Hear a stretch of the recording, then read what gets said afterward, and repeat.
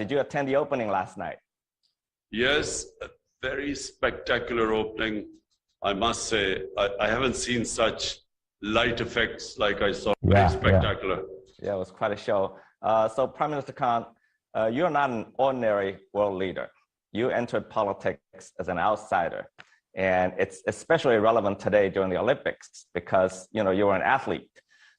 So would you share with our viewers your personal journey from athlete to Prime Minister? Well, Dr. Eric, I played international sports for 2 decades, almost 21 years.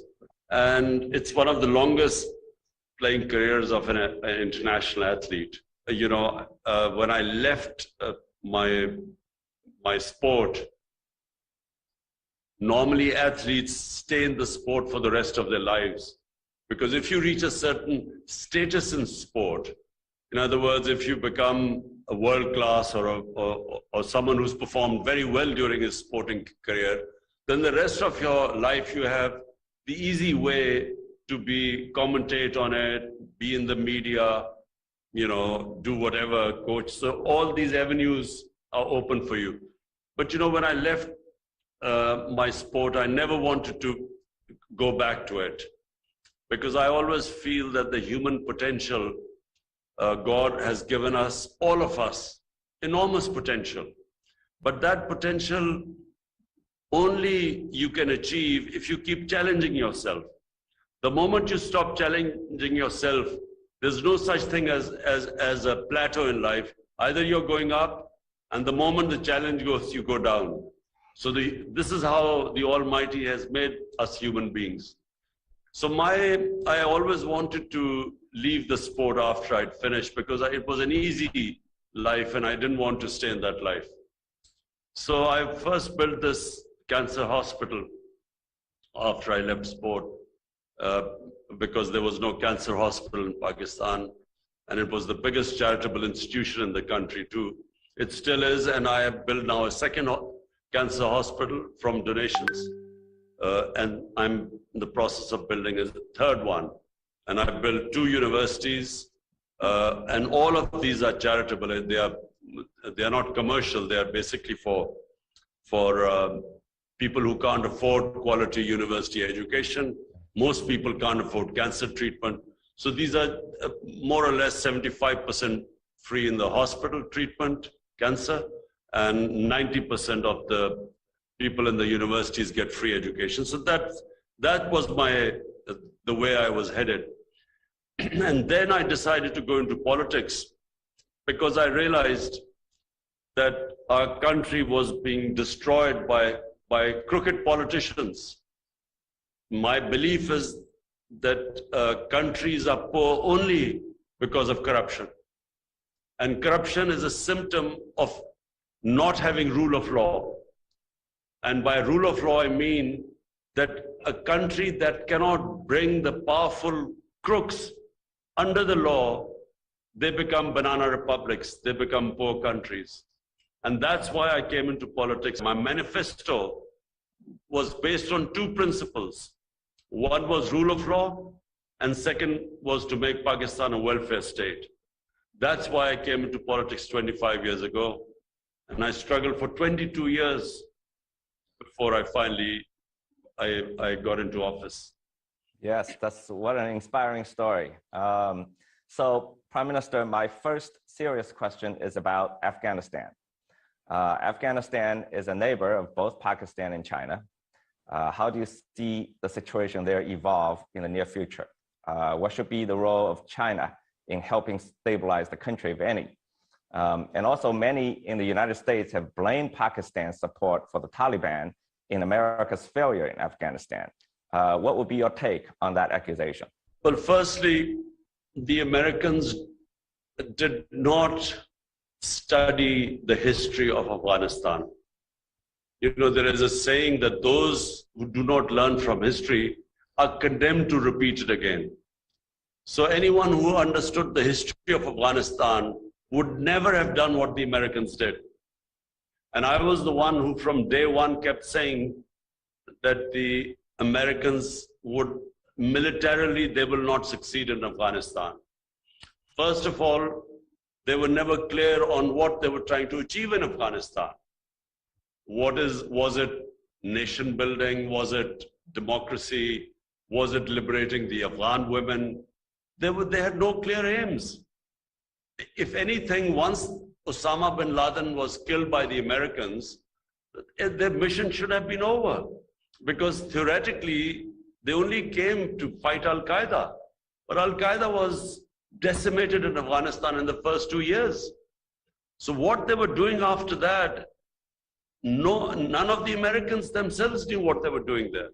So when you have no clear aims of why you've invaded a country, it was always going to be a failure. And secondly, they don't understand the Afghan character. The people of Afghanistan do not accept foreigners in their country ruling them. They do not accept control from outside. They are one of the most independent-minded people. So anyone who thinks who can control the people of Afghanistan or occupy them, they haven't read their history. So I used to keep saying throughout 20 years that there was not going to be a military solution, because I know the history of Afghanistan. My ancestors came to India from Afghanistan. So, and I had read the history. So unfortunately, no one understood, because the generals believed in their firepower and they thought, you know, they were invincible. But if a people do not want to be ruled, you cannot rule them. If a people do not accept a foreign invader, he will always find it difficult to control them for long. So number one, the whole mission of the US was based on false premise and had no clear goals, and it was never going to succeed. Now what has happened is that after 40 years, actually there is no conflict in Afghanistan anymore. There is no civil war going on. There's no fighting in Afghanistan. But the problem that Afghanistan faces is that in the US, somehow, they cannot distinguish between the Taliban government and the 40 million people of Afghanistan.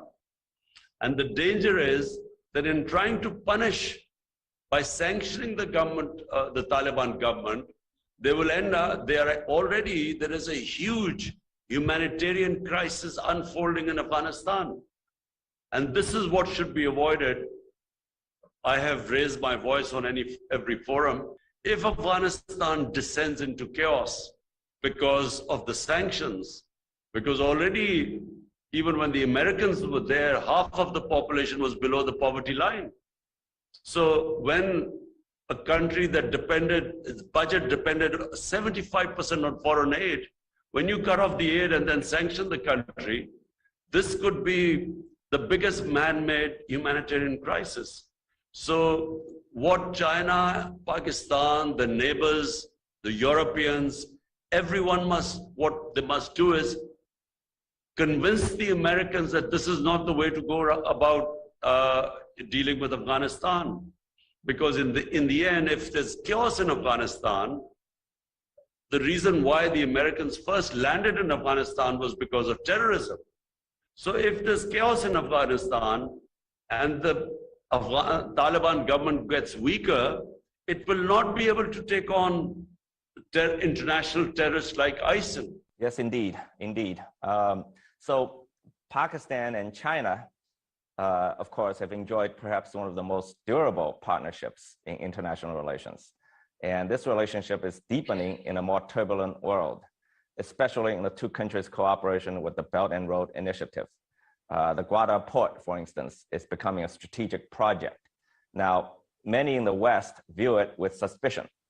There have also been fear of opposition against it within Pakistan.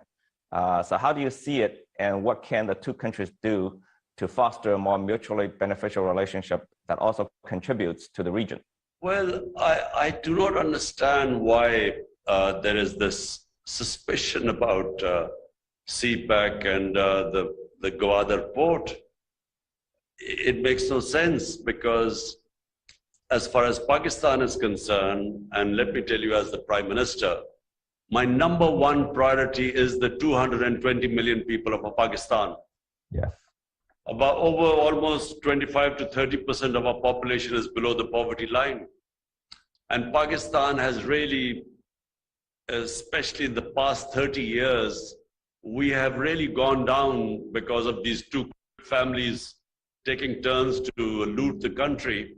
And of course, then joining the US war on terror, which was a disaster for Pakistan. Pakistan should never have participated in the war. You know, while the US lost 2,000, 3,000, 4,000 people in the entire 20 years since 9/11, Pakistan lost 80,000 people. And we had over $100 billion lost to the economy. So our top priority right now is to look after our people. And our whole emphasis, my government's emphasis, is on geoeconomics. We want to build our economy now and to lift our people out of poverty, taking a cue from China. What China achieved is really what we look towards China as a role model, because never has any nation taken so many people out of poverty in such a short space of time as did China. So this is really my main concern, that how do I lift people out of poverty? How do I create wealth in my country? And we see CPEC and Gwadar as a great opportunity for our geoeconomics. And I think this is not exclusively just between Pakistan and China. We invite any other country to come and join in and invest in CPEC projects. Yes, indeed, the economic opportunities are great going forward. So now I want to talk about India a little bit. So China and India have had a difficult period of tension in the past 2 years. It has somewhat stabilized in recent months. So how do you see this tension in the next few years from Pakistan's perspective? See, Dr. Eric, I know India better than probably most Pakistanis. And that was because of cricket, because cricket is a religion almost in both the countries. It is the most, people are fanatical about watching cricket. So being a cricketer, I used to play there a lot, and I got a lot of love and respect in India. And I probably know India and Indians better than most Pakistanis. When my government came into power, my first priority was to normalize our relationship with India. And we have only one issue with India, and that is the Kashmir, where India is denying the people of Kashmir the right of self-determination, which was guaranteed by United Nations Security Council resolutions. And unfortunately, India has been denying them that right. And it's a disputed territory between Pakistan and India, acknowledged by the UN. But unfortunately, and I say very unfortunately, because I think it already is, and in future it will hurt the people of India much more than, say, even Pakistan or China. So what is happening in India is this government which only thinks that India belongs to Hindus. And in doing so, it is basically marginalizing something like 600-700 million human beings who are now considered second-class citizens, including the 200 million Muslims in India. So it is a terrible situation for India. And I must say, as someone who knows India, I think it's a great tragedy that has happened to India. And that's why India is having problems from within, and it is having problems with its neighbors. We just hope that better sense prevails there, because as things are going, I think India is going to damage itself much more than anyone else. Oh, this certainly sounds concerning. So, Prime Minister, how do you see Pakistan's relationship with the United States in the next several years? With its failures in both Iraq and Afghanistan and many internal problems, the US seems to have lost much of the hegemonic power it acquired at the end of the Cold War. Are we moving towards a more multipolar world order? And how do you see the rivalry between China and the US in this new global situation? And where would you place Pakistan in this new situation? Dr. Eric, look, anyone who's a student of history, like I'm sure you are, I certainly am, there is no such thing as, any one nation staying on top forever. It just doesn't happen.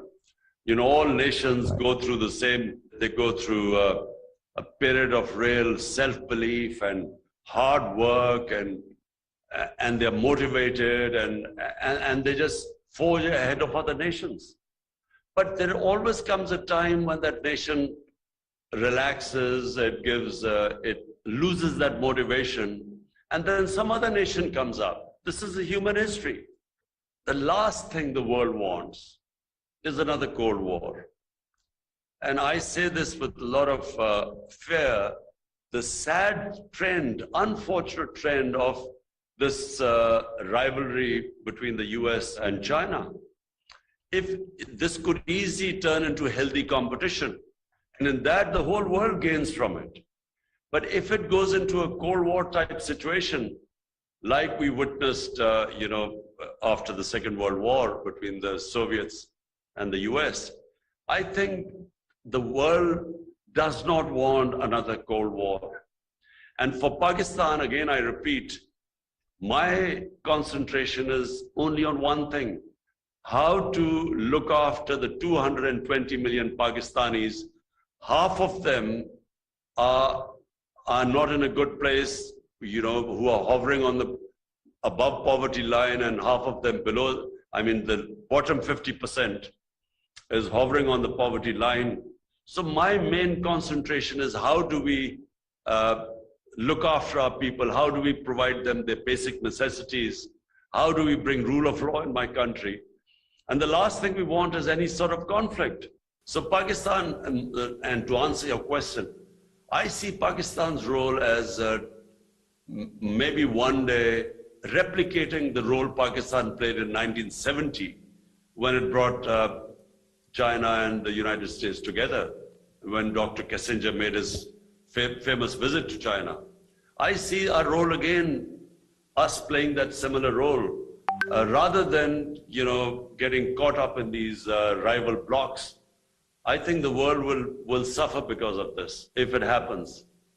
Yes, indeed. I think China certainly is not looking for a new Cold War.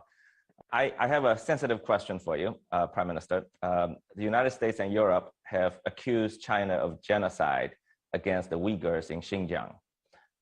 Now, as the leader of a major Muslim country and a country that shares a border with China and geographically close to Xinjiang, what do you see from your perspective?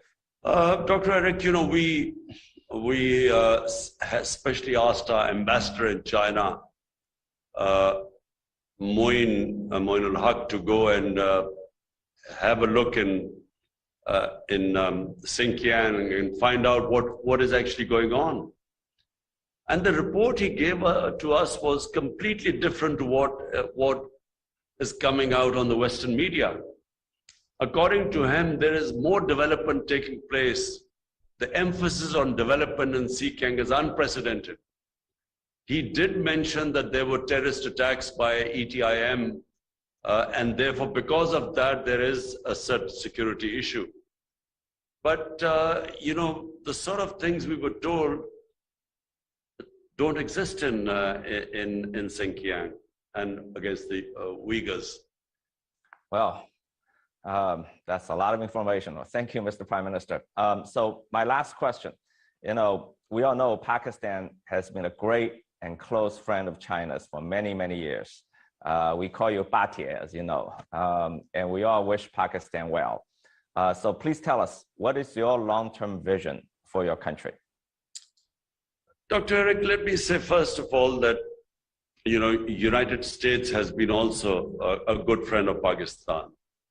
But it hasn't been a sort of like with China, an all-weather friend. There have been times when the US has been very friendly, but then, when they think Pakistan is not of use to them, then we get abandoned, and then they again sort of become friendly. For instance, Pakistan became a frontline state against the Soviets in Afghanistan, so Pakistan became a friend of US, and sort of they even helped us and they were good to us. But the moment the Soviets left, they slapped sanctions on Pakistan. But then 10 years later, when again 9/11 happened, they again became very good to us. But then when they could not win in Afghanistan, then we were blamed for this debacle, what took place in Afghanistan. So with US, it's not really been what it has been with China, an all-weather friend. China, for 70 years, our relationship, it has been consistent. Pakistan has at every possible forum stood with China. And China, whenever Pakistan has needed China, China has stood with us. And so it's gone deep into our public. It's a peoples to people thing now. It doesn't matter whether Imran Khan is in power or someone else is in power.